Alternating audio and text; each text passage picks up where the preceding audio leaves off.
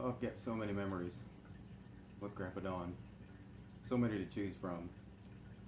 I don't know where to start or which ones to pick. I'll just tell you a few that I can think of off the top of my head. I remember being little and in the summertime. The one thing that I wanted to do most and the one thing I loved doing was going to work with him.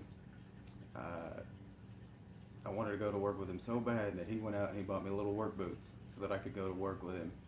I'd go to work with him in the summertime or on the weekends if he had something to do, and he would always show me and let me help.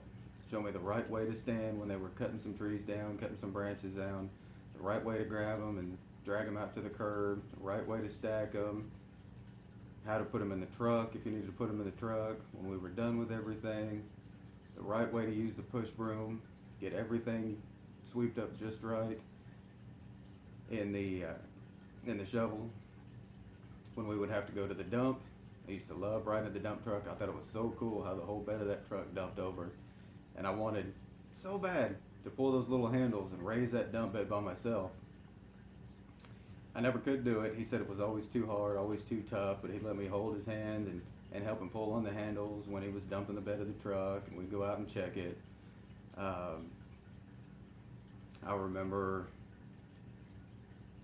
sitting in his chair with him in the evening times when we were watching TV. We'd have our baths, sit down in his chair at night to watch something on the TV, sit in his lap, crack pistachios while we were watching TV, and he'd let when his beard would grow out and he'd get a little bit of scruff, he thought it was so funny to tickle us with it and scratch us on the back of the necks or on the side of the cheeks and just tickle us. He just got a kick out of it.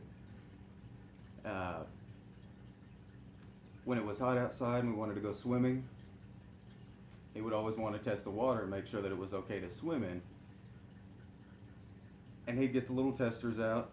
We'd run over and grab some water, and he'd let me help him with the drops, put the little drops in the testers, make sure the water was okay to swim in. If the pool was dirty, we had to clean the pool first, and I was wanting to be so big and help that he would show me how to sweep the pool just right so that you don't stir up any junk, and then get the vacuum it all up nice and clean so you don't stir any of that junk up in the pool.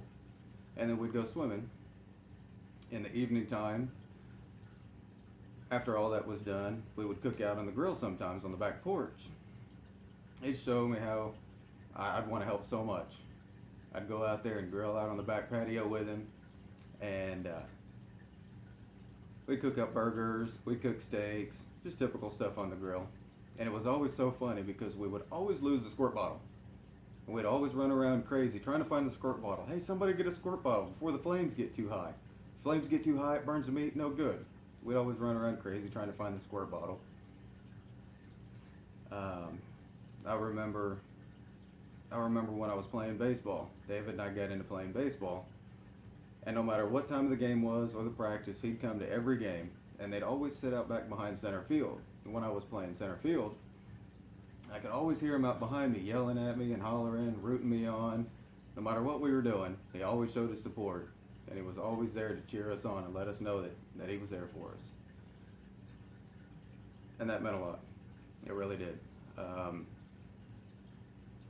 No matter how old I got, his nickname for me never changed. Whether I was 4 years old or I was 34 years old, he always called me Mimi. To this day, I was always his Mimi. Nobody ever, friends, other family, he didn't care who was around. I didn't care who was around. That was my nickname. That's what he called me from the time I was little until I was grown. He always called me Mimi. I've got so many memories. I don't want to take up the whole video with all of it. But everything that he did, everything that he taught me, everything that he showed me, all the times that he was there for me, it meant a lot. And I loved him for it. I'm never going to forget it.